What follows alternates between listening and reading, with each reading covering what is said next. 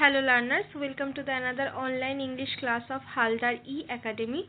আজ আমরা আবার একটা নতুন শর্ট স্টোরি নিয়ে আলোচনা করব, যার নাম দ্য ফ্লাই, যেটা লিখেছেন ক্যাথরিন ম্যানসফিল্ড।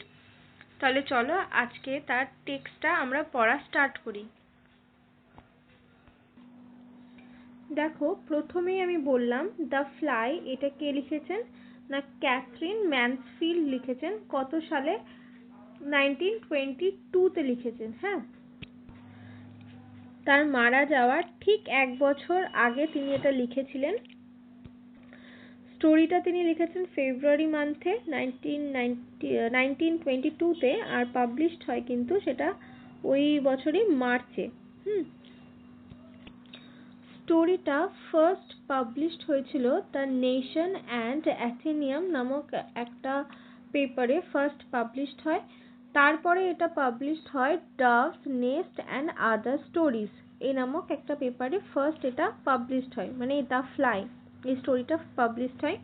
তোমরা সকলেই জানো যে ক্যাথরিন ম্যানসফিল্ড হচ্ছে কিন্তু 20th সেঞ্চুরি একজন খুব নামকরা শর্ট স্টোরিস্ট। তিনি মাত্র 19 বছর বয়সে নিউজিল্যান্ডে সেটেল হন, আর সেইখানে আমি ভুল বললাম, মানে নিউজিল্যান্ড তিনি ছেড়ে ইউনাইটেড কিংডমে তিনি ফার্স্ট সেটেল হন। আর তিনি কাদের বন্ধু ছিলেন না D.H. লরেন্স, ভার্জিনিয়া উলফ এদের বন্ধু ছিলেন। মানে ইউনাইটেড কিংডমে গিয়ে D.H. লরেন্স, ভার্জিনিয়া উলফ এদের সাথে তার পরিচয় হয়। এই যে স্টোরিটা, এই স্টোরিটা তিনি ফার্স্ট ওয়ার্ল্ড ওয়ারকে নিয়ে লিখেছেন। সেই টাইমে অনেক মানুষ মারা যায়, তাদের সেই মানসিক অবস্থাকে নিয়ে এই স্টোরিটাতে তিনি বর্ণনা করেছেন। এই স্টোরিটায় আমরা পাবো মুখ্য যে চরিত্র, তার ছেলে যে কিনা ফার্স্ট ওয়ার্ল্ড ওয়ারে মারা গিয়েছে যুদ্ধক্ষেত্রে। দেখো, স্টোরিটা স্টার্ট করার আগে আমরা জেনে নিই যে এখানে ক্যারেক্টারগুলো কে কে, তাহলে আমাদের পড়তে অনেক সুবিধা হবে। এখানে টোটাল 7টা ক্যারেক্টার রয়েছে, 7 ক্যারেক্টার রয়েছে।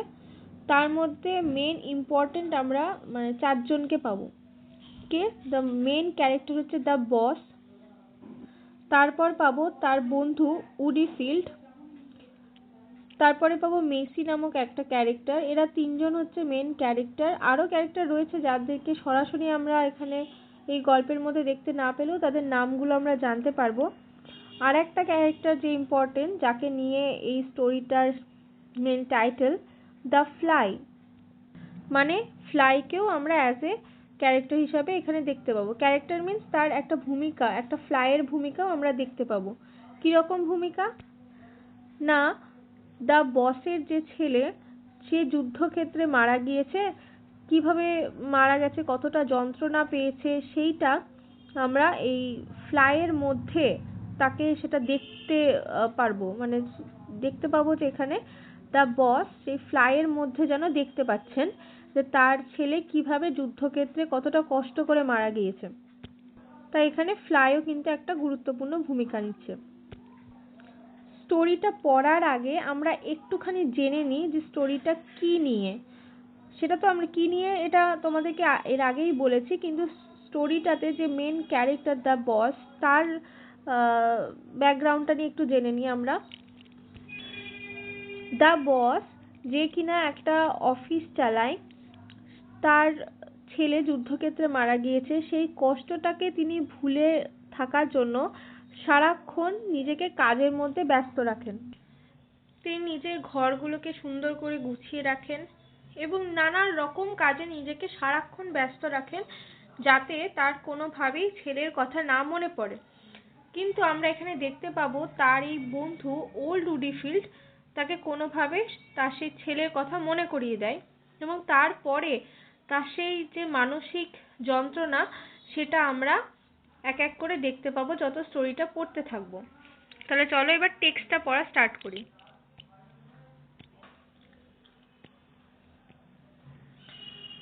দেখো কি বলছে। You are very snug here, piped old Mr. Woodfield, and he peered out of the great green leather armchair by his friend the boss's desk as a baby peers out of its pram. দেখো স্নাগ শব্দের অর্থ কি, মানে comfortable. হ্যাঁ, তাহলে তুমি তো এখানে বেশ কমফোর্টেবল আছো। পাইপড ওল্ড মিস্টার উডিফিল্ড, পাইপড মানে হচ্ছে কি, মানে ক্ষীণ স্বরে বলে উঠল তার বন্ধু mister Woodifield. And he peered out of the great, peered out মানে হচ্ছে উকি মারা, উকি মারলো কোথা থেকে, গ্রিন লেদার আর্ম চেয়ার, একটা সবুজ রঙের চামড়ায় মোড়া চেয়ার থেকে। কোথায় উকি মারলো, by his friend the boss's desk, তার ফ্রেন্ড বসের ডেস্কে উকি মারলো। কেমন ভাবে, as a baby peers out of its pram, যেমন ভাবে একটা বেবি, আচ্ছা প্র্যাম শব্দের অর্থ হচ্ছে প্যারাম্বুলেটর। প্যারাম্বুলেটর মানে জানো, a small wheel cot to take a baby out, মানে যেটাতে তোমার ওই বেবিদেরকে রাখা হয়, যে ছোট ছোট হুইল চেয়ারগুলো হয় না, যেটাতে ছোট বেবিগুলোকে রাখা হয় শুয়ে নিয়ে যাওয়ার জন্য। তো সেই রকম একটা বেবি যেমন উকি মারছে পাশে, উকি মারে কোনো পাশের কিছুতে, ঠিক সেই রকম ভাবে এই মিস্টার উডিফিল্ডও তার বসের তার বন্ধু বসের ডেস্কে উকি মারলো। আবার বলে দিই, এই প্র্যাম শব্দের অর্থ কিন্তু প্যারাম্বুলেটর। His talk was over. It was time for him to be off. তার কথা বলা শেষ হয়ে গিয়েছে এবং তার এখন চলে যাওয়ার সময়। But he did not want to go. কিন্তু তিনি যেতে চাইছেন না। Since he had retired, since his stroke, the wife and the girls kept him boxed up in the house every day of the week except Tuesday. দেখো কি, জবে থেকে তিনি রিটায়ার্ড হয়েছেন এবং জবে থেকে তার স্ট্রোক হয়েছে, তার ওয়াইফ অ্যান্ড গার্লস, হ্যাঁ তার অনেকগুলো মেয়ে কিন্তু একটা নয়, the girls kept him boxed up. Boxed up মানে কনফাইন্ড রাখা, কনফাইন্ড মানে কি না আটকে রাখা, বক্সড আপ হচ্ছে কনফাইন্ড, তাকে আটকে রাখে। ইন দ্য হাউস এভরিডে, প্রত্যেক দিনই তাকে বাড়িতে আটকে রাখে। এক্সেপ্ট টিউসডে, শুধুমাত্র মঙ্গলবারের দিনটাই তারা তাকে বাইরে বেরোনোর অনুমতি দেয়। On Tuesday he was dressed and brushed and allowed to cut back to the city for that day. একমাত্র মঙ্গলবারের দিনকেই মানে তিনি সুন্দর করে ড্রেস পরেন, সব পরিষ্কার ঝাড়াঝুড়ি করে পরেন, and allowed to cut back in the sense return যাওয়া কোথায়, to the city for that day. কোন সিটি না লন্ডনে মানে এটাই বলতে চাইছে যে সারাক্ষণ তো বাড়িতে বন্দি থাকেন, তো একমাত্র মঙ্গলবারের দিনটায় তিনি সুন্দর সেজে গুজে তার মেন যে সিটি লন্ডনে, সেখানে মানে লন্ডনটাকে ঘুরে দেখতে পারেন, এটাই। Though what he did there the wife and the girls could not imagine. যদিও তিনি সেখানে কি করেন সেটা তার ওয়াইফ আর তার গার্লস কখনোই ইমাজিন করতে পারবে না। Made a nuisance of himself to his friends they supposed. Well, perhaps so. তারা কি ভাবে যে সে হয়তো বন্ধুদের কাছে গিয়ে ভীষণ উৎপাত করে, এটাই হবে হয়তো, এরকমই তারা ভাবে। নুইসেন্স মানে কি উৎপাত করা।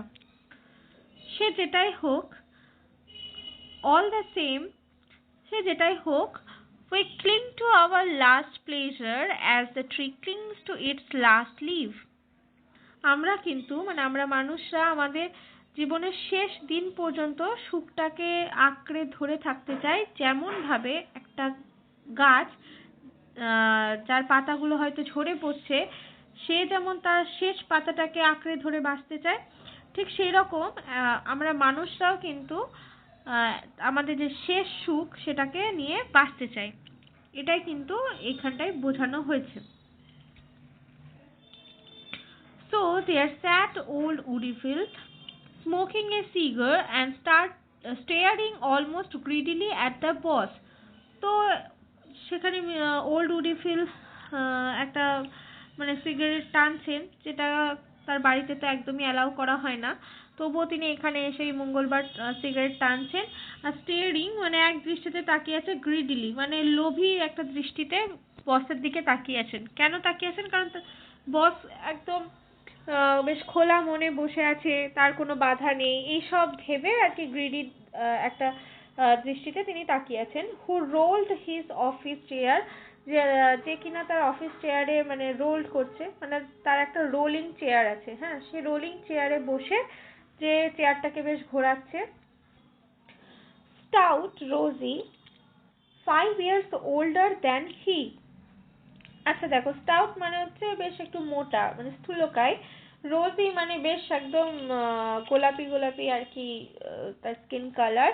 5 years older than he, এটা কিন্তু খুব খুব ইম্পর্টেন্ট। দেখো 5 years, কত বছরের ছিল? 5 বছরের বড় ছিল এই উডি-ফিল্ডের থেকে। Still going strong, still at the helm, এখনো পর্যন্ত ভীষণভাবে স্ট্রং, আর এখনো পর্যন্ত হেল্ম। হেল্ম মানে হচ্ছে গিয়ে একটা কিছু পরিচালনা করা বা ক্ষমতার একটা শীর্ষে থাকা কে বলা হয় হেল্ম।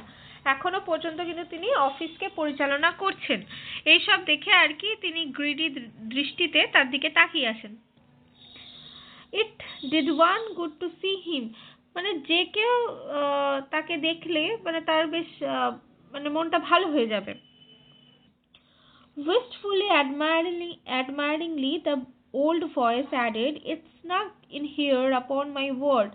বেশ বেশ মানে শ্রদ্ধাজনকভাবে আর বেশ আগ্রহের সাথে তিনি বলে উঠলেন যে আমার মতে জায়গাটা কিন্তু বেশ আরামপ্রদ হয়েছে, মানে খুব আরামদায়ক একটা জায়গা। Yes, it's comfortable enough, agreed the boss, and he flipped the Financial Times with a paper knife. তো বস কি বললেন যে হ্যাঁ ঠিকই, এই জায়গাটা বেশ আরামপ্রদ। আর সেই সময় তিনি কি করছিলেন, মানে তিনি ফাইন্যান্সিয়াল টাইম, এইটা দেখো এটা কিন্তু একটা পেপারের নাম, সেই সময়ের একটা পেপারের নাম হচ্ছে ফাইন্যান্সিয়াল টাইম। হ্যাঁ, সেই পেপারের কিছুটা অংশ তিনি নাইফ দিয়ে কাটছিলেন। তারপর দেখো, as a matter of fact he was proud of his room, তিনি কিন্তু তার রুমটা নিয়ে ভীষণ প্রাউড ফিল করতেন। He like to have it admired specially by old Woodifield, এবং তিনি চাইতেন মানুষজন যেন সেই তার সেই ঘরটাকে নিয়ে বেশ ভালো কথা বলুক, প্রশংসা করুক, স্পেশালি সেটা যেন ওল্ড উডিফিল্ড বলে, তাহলে তিনি আরো বেশি খুশি হতেন। It gave him a feeling of deep, solid satisfaction to be planted there in the midst of it, in full view of that frail old figure in muffler।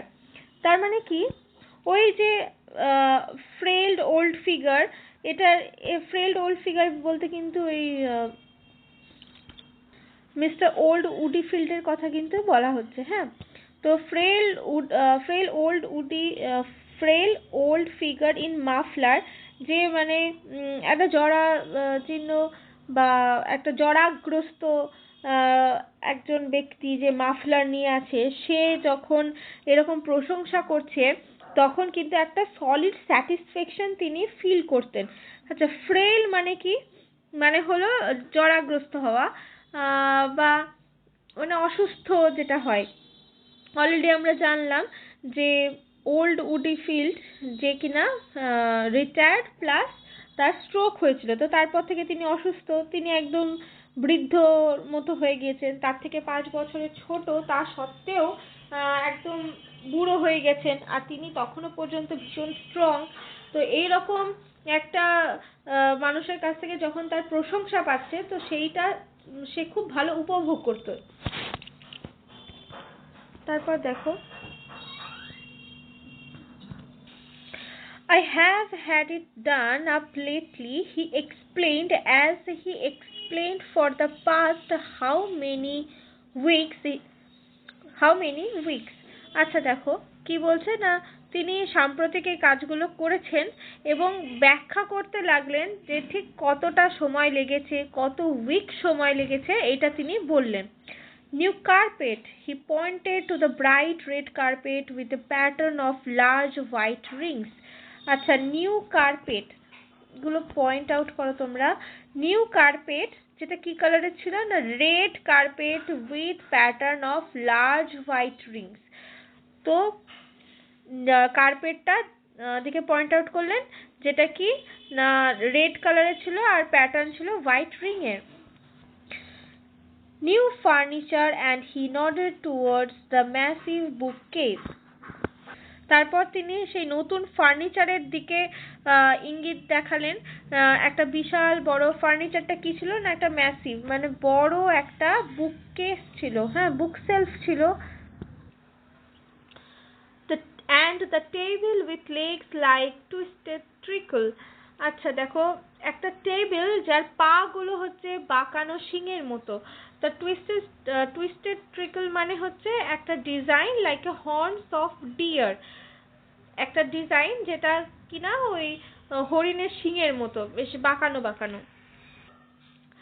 He waved, আচ্ছা electric heating, he waved almost exultantly towards the 5 transparent pearly sausages growing so softly in the tilted copper pan. তারপর তিনি একটা electric heating এর দিকে বেশ উল্লসিত হয়ে point out করলেন।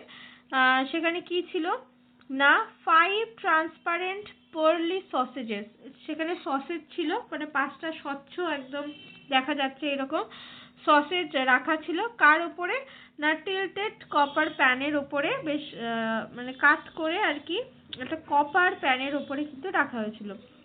তো এইগুলো তোমরা দাগ দিয়ে দাও যে কোথায় রাখা সসেজগুলো, কিন্তু কপার প্যানে ছিল। আর পার্লি সসেজ একদম মানে বেশ মুক্তোর মতো লাগছে আর কি, তো এইরকম বর্ণনা করেছে। But he did not draw old Woodfield's attention to the photograph over the table of grave-looking boy in uniform. এটা দেখো, but he did not draw old Woodfield's attention, কিন্তু old Woodfield's attentionটা তিনি কোথায় নিয়ে যেতে চাইছেন না, to the photograph, সেই ফটোগ্রাফের দিকে যেটা তার টেবিলে রাখা ছিল। আচ্ছা, গ্রেভ লুকিং বয়, গ্রেভ লুকিং মানে বুঝতে পারছো, গ্রেভ মানে তো হচ্ছে কি না কবর, এটা তো জানোই। তো গ্রেভ লুকিং বয় এখানে ইন দ্য সেন্স একটা গ্লুমি মেলানকলি, একটা মানে স্যাড অ্যাপিয়ারেন্স কে বোঝানো হচ্ছে। গ্রেভ লুকিং বয় মানে যে অলরেডি মারা গেছে আর কি। ইন ইউনিফর্ম, কোন ইউনিফর্ম না, আর্মি ইউনিফর্ম। আগেই বলেছিলাম যেহেতু এটা ফার্স্ট ওয়ার্ল্ড ওয়ারের সেই সময় যারা সৈনিক মারা গেছেন তাদের এখানে আমরা পাবো। তো তার মধ্যে এই বসের ছেলেও কিন্তু ওই ফার্স্ট ওয়ার্ল্ড ওয়ারে যুদ্ধ করেছিলেন। তাহলে কি বয় ইন ইউনিফর্ম, ইউনিফর্ম মানে সেই সৈনিকের ইউনিফর্মে আছে। Standing one of those spectral photographers parks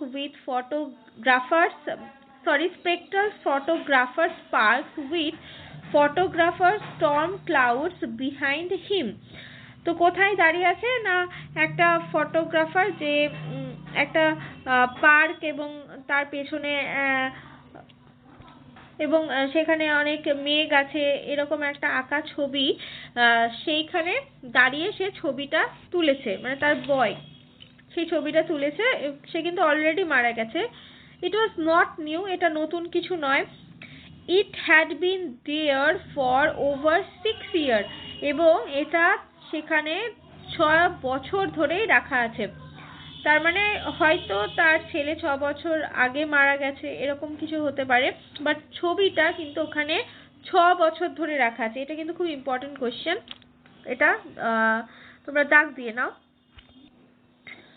তারপরে দেখো, there was something I wanted to tell you, আমার তোমাকে কিছু বলার আছে, said old Woodfield বলল, and his eyes grew dim remembering, এবং তার আয়টা, তার চোখ দুটো যেন একটা গ্লো হারিয়ে ফেললো। আর একটা ফেসটা হয় না একটা স্যাড রিজনে, তার চোখ দুটো যেন একদম গ্লো হারিয়ে ফেললো।